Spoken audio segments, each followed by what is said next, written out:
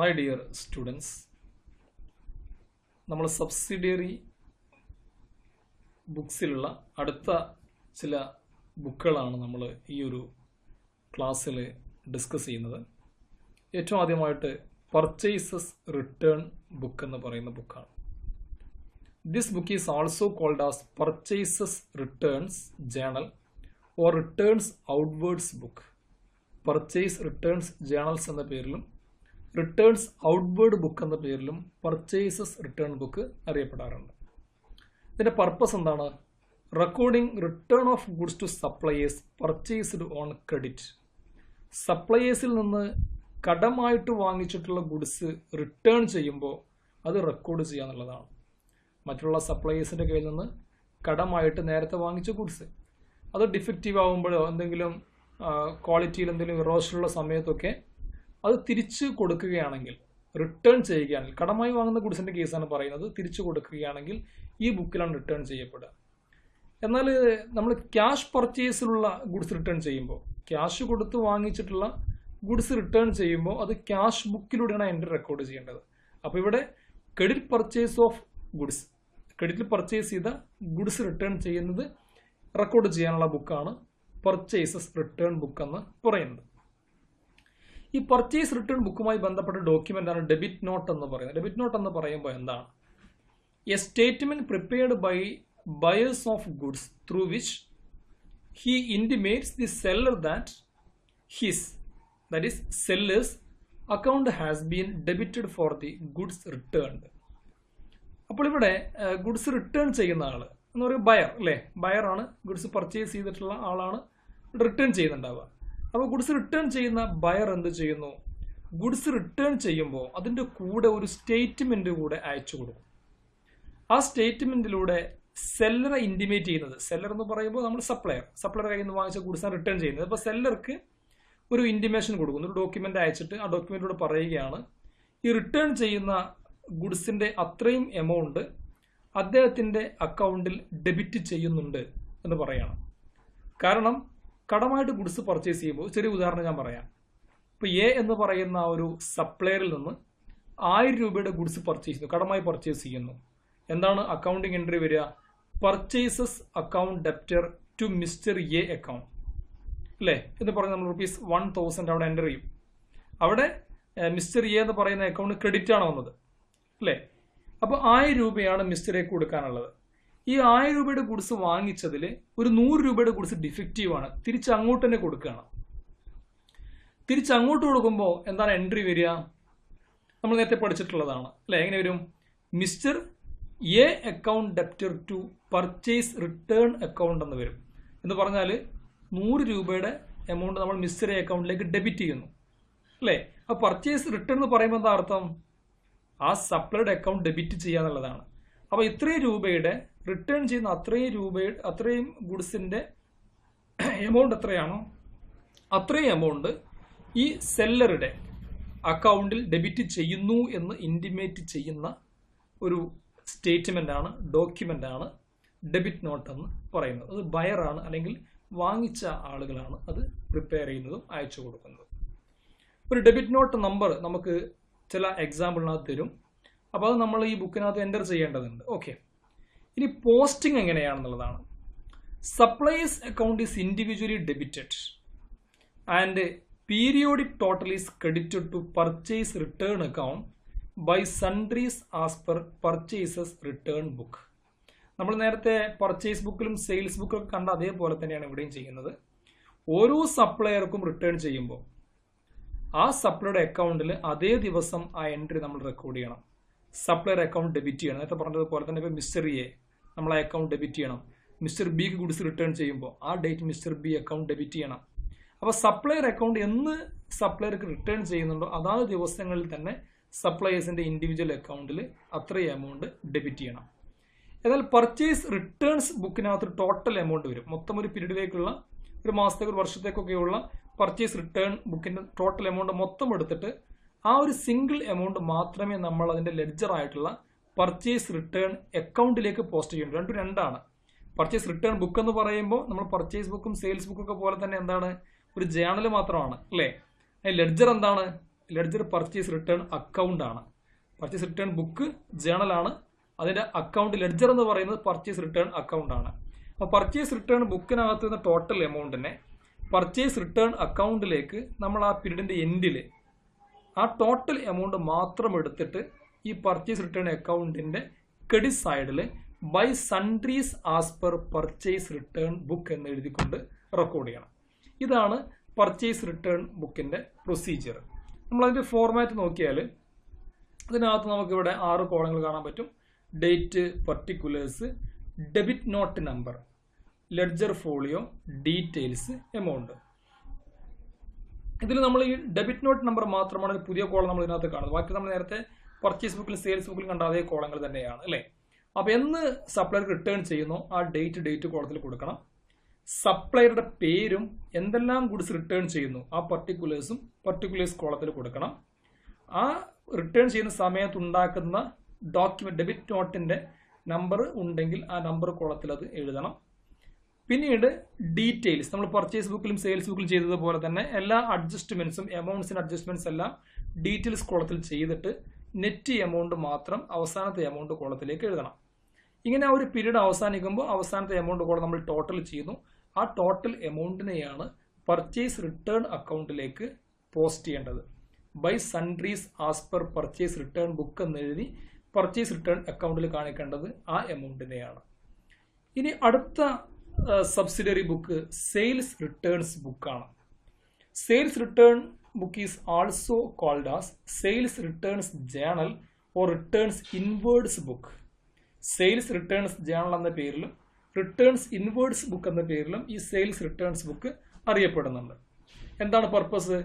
Recording return of goods from customers sold to them on credit. കസ്റ്റമേഴ്സിന് നേരത്തെ കടമായിട്ട് വിറ്റിരുന്ന ക്രെഡിറ്റിൽ വിറ്റിരുന്ന ഗുഡ്സ് കസ്റ്റമേഴ്സ് റിട്ടേൺ ചെയ്യുമ്പോൾ അത് റെക്കോർഡ് ചെയ്യുന്ന ബുക്കാണ് ഇത്. നേരത്തെ ഏതെങ്കിലും കസ്റ്റമേഴ്സ് നമ്മൾ ഗുഡ്സ് വിൽക്കുന്നു, ആ ഗുഡ്സിന്റെ ഒരു ഭാഗം ആ കസ്റ്റമർ തിരിച്ച് ഇങ്ങോട്ട് റിട്ടേൺ ചെയ്യുകയാണെങ്കിൽ അത് റിട്ടേൺ ചെയ്യാനുള്ള ബുക്കാണ് ഇത്. ഇവിടെ നമ്മൾ നേരത്തെ പറഞ്ഞതുപോലെ തന്നെ ക്രെഡിറ്റ് സെയിൽസ് റിട്ടേൺ ചെയ്യുന്ന സമയത്താണ് റെക്കോർഡ് ചെയ്യേണ്ടത്. ക്യാഷ് സെയിൽസ് റിട്ടേൺ ചെയ്യുമ്പോൾ അത് ക്യാഷ് ബുക്കിലാണ് റെക്കോർഡ് ചെയ്യപ്പെടുക, അത് സെയിൽസ് റിട്ടേൺസ് ബുക്കിലല്ല വരിക.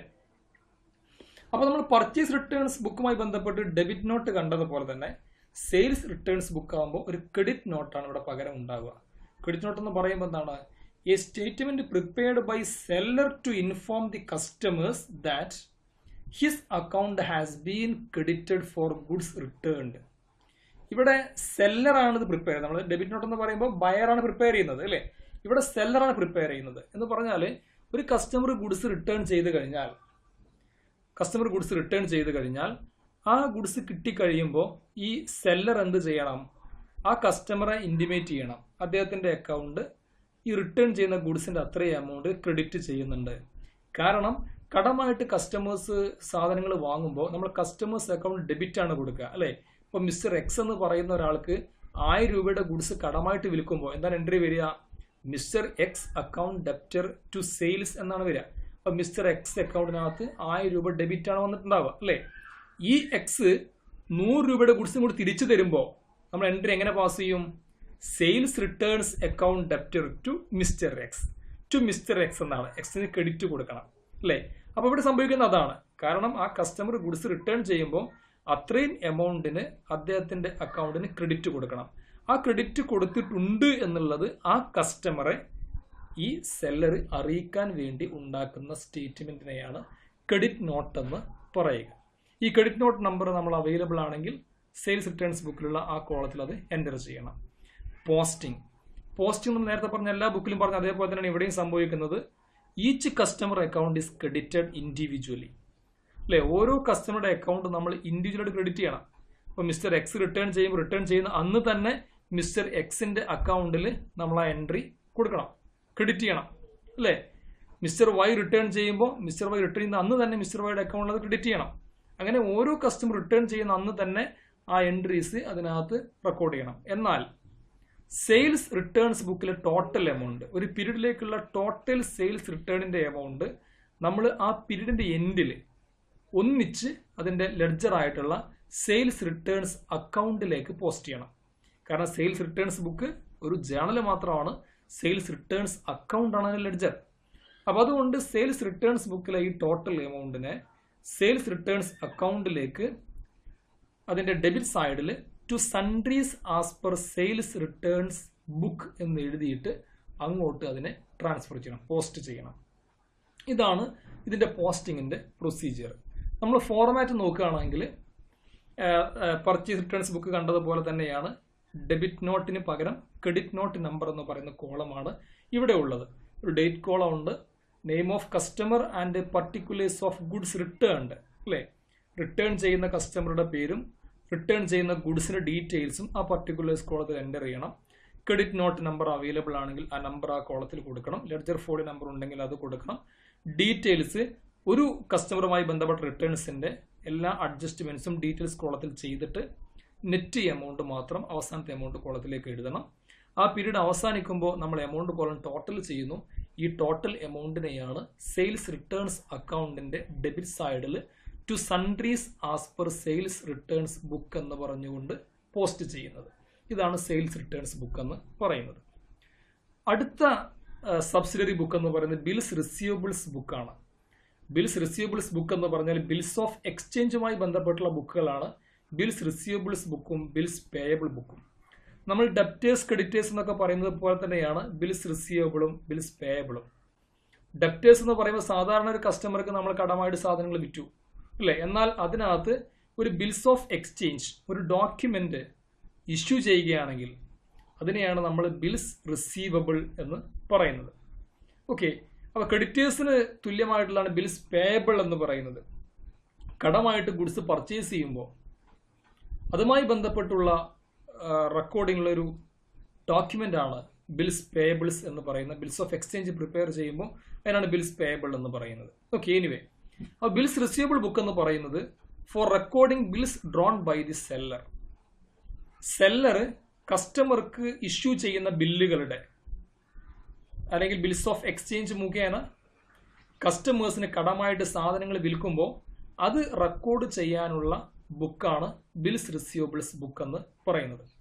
ബിൽസ് പേയബിൾ ബുക്ക് എന്ന് പറയുമ്പോൾ എന്താണ്? For recording bills accepted by the buyer.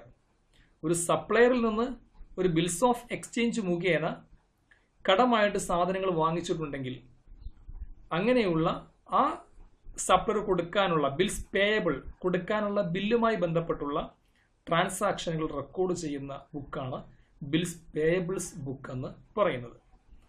നമ്മൾ ഈ പറഞ്ഞ 7 ബുക്കുകൾ അല്ലേ, cash book, purchase book, sales book, purchase returns book, sales returns book, bills receivables book, bills payables book, ഈ 7 ബുക്കുകളും എന്താണ്, വളരെ സ്പെസിഫിക് ആണ്.